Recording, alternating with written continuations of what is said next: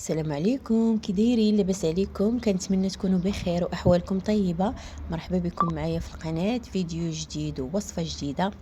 وصفه اليوم هي تشيز كيك بدون فرن بدون جيلاتين.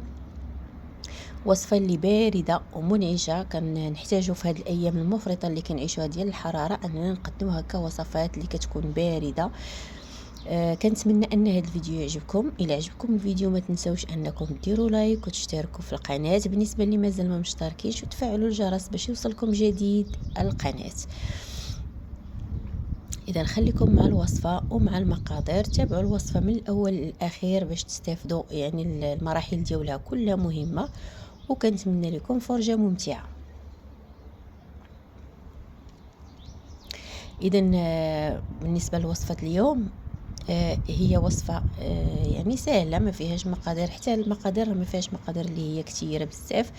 يعني حاولنا اننا نديرو تشيز كيك بابسط المكونات. غادي نبداو بالطبقه الاولى اللي هي طبقه البسكوي. هنا كنحتاج 2 العلب ديال البسكوي. اذا غادي ديروا 200 غرام.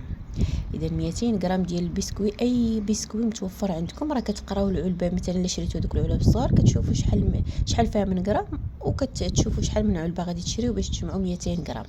اذا بالنسبه ل 200 غرام هي اللي جالي السمك ديالها هو هذاك، يعني ما عاليش بزاف وما هابطش بزاف. غادي ندير العلبه الاولى حتى كنطحنها يعني باش كتهبط، وكنضيف العلبه الثانيه. بالنسبه للعلبه الثانيه راه ما كملتهاش كامله، يعني فيها هما بجوج بهم فيهم اكثر من 200 غرام. فغادي نقص منها شويه. ممكن تخلوا شويه للتزيين، يعني ممكن كتهرمشوه كديروه هكا من الفوق كتزيين. فغادي نطحنو، ما كنطحنوش بزاف وانما كيتهرمش، يعني كيطحن وكيبقى شويه منه مهرمش. هكا صافي. هذه الطبقه ديال البسكوي، يعني كنطحنوه، يعني ما كنطحنوش مزيان، يعني مزيان هكا حتى كيولي غبره، وانما غير شويه. المهم انه كيطحن. من بعد غادي نهزو نديروه هنا في واحد لوبول، وغادي نضيف ليه الزبده مذوبه. بالنسبه للزبده ضفت انا 100 غرام ديال الزبده. ممكن ديروا غير الزبده بوحدها، وممكن تضيفوا شويه الحليب. بالنسبه للزبده ضروري الزبده تكون حيوانيه باش تعطينا اللذه، لان خصنا الطبقه تجي حتى هي لذيذه. فكت يعني كديروا زبده حيوانيه كندوبوها. انا ضفت هنا واحد ربع كاس ديال الحليب باش كنكمل هذاك الطبقه باش كتفزق ليا شويه وكتشد راسها. الى ممكن نتوما ديروا غير الزبده كتضيفوا هذيك 100 غرام. الى ما كفاتكمش كتعاودوا تزيدوا شويه ديال الزبده كتذوبوا وكتضيفوه، وكنبقاو كنجمعوا هكا باش كتجينا الطبقه لذيذه. ضفت انا هذيك ربع كاس ديال الحليب صافي، وبديت كنجمع. يعني كنبقى حتى كتولي تجمع ليا هذاك البسكوي في اليديه. ملي كيولي يتجمع صافي هكا راه الطبقه جاهزه هكا بهذه الطريقه. غادي نجيب واحد السيركل اللي غادي نخدم فيها هاد تشيز كيك. انا درت هذا شويه عالي. ممكن تخدموا بهذا عادي ديال الكيك، هذا اللي دايرو كيتحل من الجنب. حتى هو كنخدموا به تشيز كيك. انا خدمت هذا كنخدم به اللاير كيك، ولكن الاخر اللي قصير شويه هذاك تهرس ليا فخدمت بهذا. يعني ماشي مشكل، كنخدموا بداك الشيء اللي متوفر عندنا. هذا واخا عالي ولكن راه غنخدموا به. غادي ندير هذيك الطبقه هكا، نحاول نقاد باش تجي السطح مستوي. غادي غير نوزع هذاك البسكوي باش يجي مقاد، نوزعو على السيركل كامله. ومن بعد غادي نبدا نضغط عليه، غادي نضغط مزيان. انا درت هنا هذيك اللي كنصاوب بها الحريشات الصغار، ميني حرشه. ممكن ديروا كاس، ممكن ديروا ملعقه، كنخدموا باي حاجه متوفره عندنا. كنبقى نضغط هكا بزاف، يعني كنضغط مزيان باش هكا هذيك الطبقه يعني كتماسك وكتجي واحد الطبقه مقاده. انا وريتكم هنا هذيك اللي كنخدم بها. فكديروا غير الملعقه حتى هي غير غتضغطوا بها مزيان، اولا كديروا كاس حتى هو كتضغطوا به مزيان. المهم كنضغطوا كاملين حتى من الجوانب، وكنحاولوا نديروا واحد الطبقه اللي السطح ديالها مستوي هكا باش كيجينا الكيك مفيني ومقاد.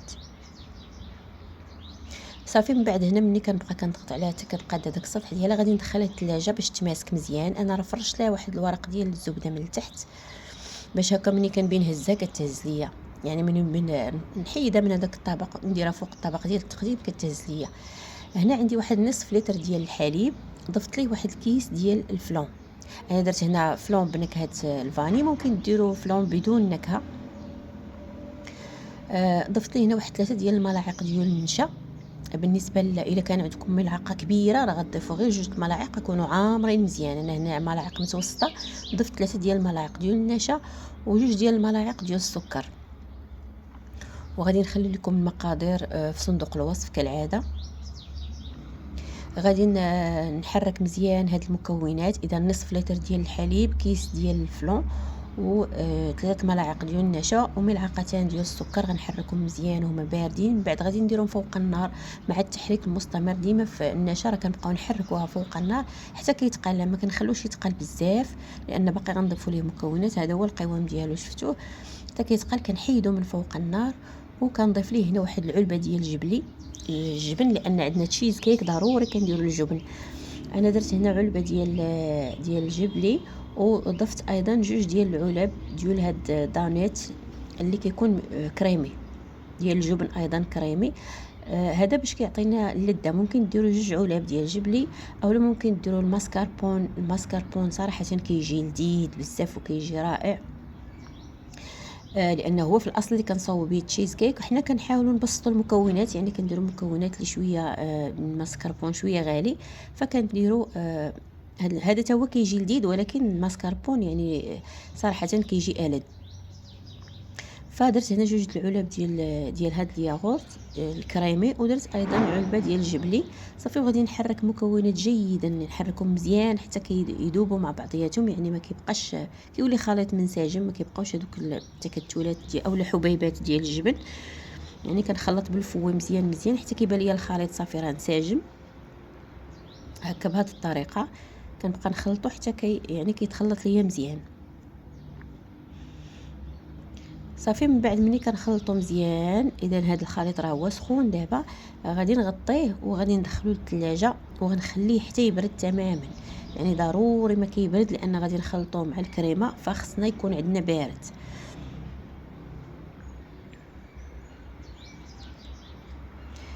صافي هنايا عطيته، دخلته هنا للثلاجه وغادي نبداو نخدموا الكريمه. هنايا درت واحد نصف لتر ديال الكريمه السائله.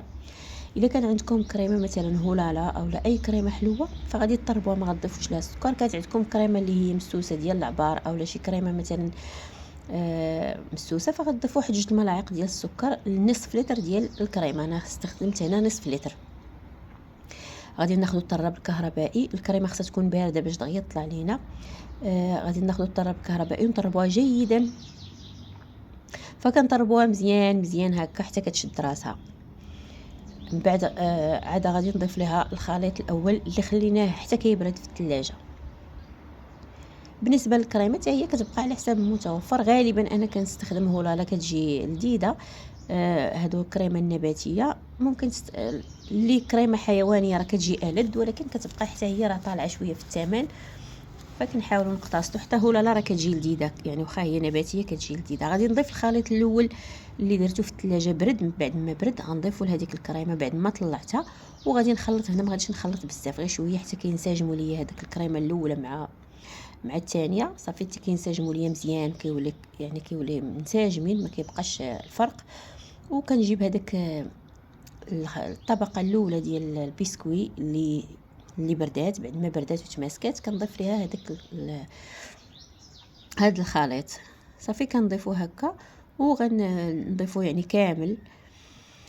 غناخذ مثلا ملعقه او لا سباتول او لا، وخصني نقاد السطح. ضروري كنقاد السطح لانه هو اللي كيجي باين الفوق. صافي كنقادو هكا مزيان. ناخذ ملعقه وغادي نسطحو هكا مزيان وغادي ندخلها للثلاجه. انا خدمتها مع الصباح، يعني خدمتها الصباح بكري وما قدمتها حتى العشيه، يعني هكا كتكون جمدات. يعني كنديروها في المجمد باش كتشد راسها، وكنخرجوا ونحيدوا هذاك الساقل منها. اذا خصها تجمد، ضروري خصها تجمد، يعني ما يمكنش نحيدوا من هذاك الساقل الا ما جمدات. اذا من درتها انا في الكونجيلاتور يعني مع الصباح، في العشيه صافي لقيتها جمدات. صافي ملي كتجمد راه دغيا بكل سهوله كيحيد من هذاك الساقل. كدوز واحد السكين من الجناب هكا وكنحل هذاك الساقل، اولا ممكن غير كندوز اليدين غير بالحراره ديال اليدين. صافي كندوزها من الجناب وكيتحل صافي. وهكا كتكون هذا هو الشكل ديالها. ممكن ديروا طبقه، يعني ديروا دانيت من الفوق ديال الشوكولا اولا ديال كراميل هكا غير بالملعقه من الفوق تزينوا به. ممكن تزينوا بالشوكولات، اي حاجه متوفره عندكم. انا صراحه حتى خدمتها ما عرفتش باش نزينها، ما بغيتش ندير لها الشوكولات من الفوق، فكانوا متوفرين عندي هادو شويه. طحنت شويه ديال البسكويت حتى هو رشيته من الفوق صافي. وكان هذا هو الشكل ديالها. جات هذه الطبقه انا درتها شويه عاليه هكا، عجباتني يعني تشهيتها انا بهذه الطريقه، وجات لذيذه بزاف وبارده. يعني احنا محتاجين في هذه الحراره لهذه الوصفات اللي بارده. اذا كنتمنى ان هذا الفيديو يعجبكم. ما تنسوش انه الا عجبكم ديروا لايك وتشتركوا في القناه. بالنسبه اللي مازال ما مشتركينش تفعلوا الجرس ايضا باش يوصلكم الجديد ديال جميع فيديوهات القناه. اذا شكرا على المتابعه، والى فيديو قادم ان شاء الله.